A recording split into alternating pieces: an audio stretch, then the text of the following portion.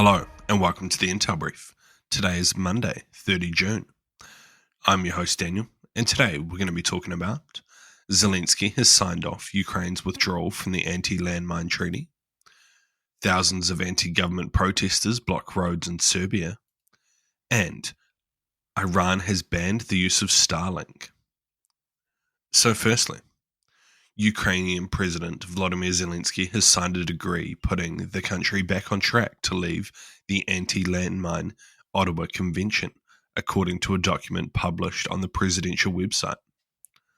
The decision to quit the convention must be ratified by the Ukrainian parliament and communicated to the United Nations before going into effect. This move follows similar steps recently taken by the Baltic states and Poland. The 1997 Ottawa Treaty bans the use, production, stockpiling, and transport of anti-personnel landmines in an effort to protect civilians from explosives that can maim or kill long after the fighting has ended.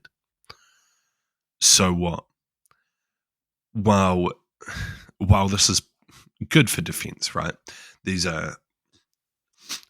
anti-personnel landmines are helpful when it comes to defending an area from troops advancing. As the treaty kind of lays out, they are pretty devastating in the long-term effects as they remain dormant for years to come and get issues with kids getting injured and maimed and killed by them, etc. For years down the line. However, as the current threat level is very high, I can see why these countries want to use them. Anti-personnel landmines are an extremely effective way of ensuring troops or individuals can't move through an area. So yeah, not really ideal, but you can see why they want to do it. And next, thousands of protesters set up street blockades on major roads in Belgrade and other Serbian cities on Sunday night. The action comes one night after demonstrators held a huge rally in the capital calling for snap elections and for right-wing populist president to be removed from power.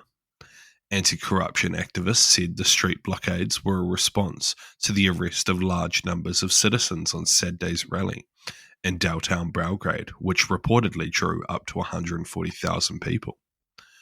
Demonstrators erected metal fences and placed garbage containers across the city. The demonstrators on Sunday demanded the release of dozens of students and other protesters who had been arrested for clashing with police during the rally the previous night. So what?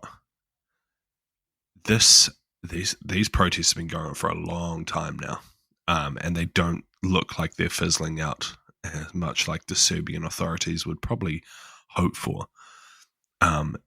While it seems unlikely that the government will give in to their demands, at some point there is going to be another election, and they are probably not going to win in a free and fair election, let's say. But we'll have to wait and see what happens with that. Other than that, it's likely that we'll just continue to see more protests, possibly even as early as next weekend, on the same things, and just more and more violence from police and police brutality to try and stop the protesters from coming out. Lastly, a bit of a random one. Iran's parliament has voted to ban the unauthorized use of telecommunication equipment, including Elon Musk's Starlink, local news agencies reported on Sunday. Under the new law, violations could be punished with fines, flogging, or up to 2 years in prison. Starlink, which uses satellites to provide internet service, is one of the few tools available to Iranians during state-imposed internet blackouts. However, it is currently unclear how widely used the service is within Iran. Users also need a satellite dish to access Starlink, and the cost of the service is likely beyond the reach of most households. So what?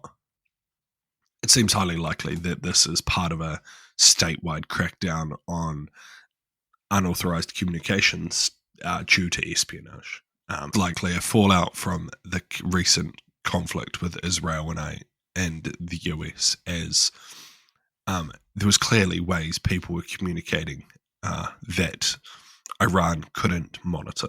So they weren't communicating through the standard internet, or at least on the open, clear internet, where Iran, through state surveillance using the local ISPs, could have identified what they were talking about, depending on the level of encryption.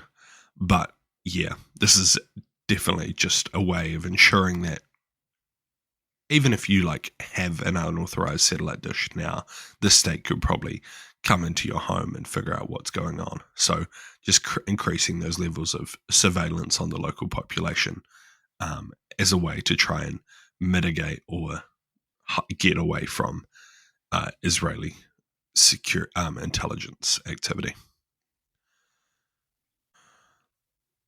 That has been your Intel Brief. I've been your host, Daniel, and I'll see you again tomorrow. See you.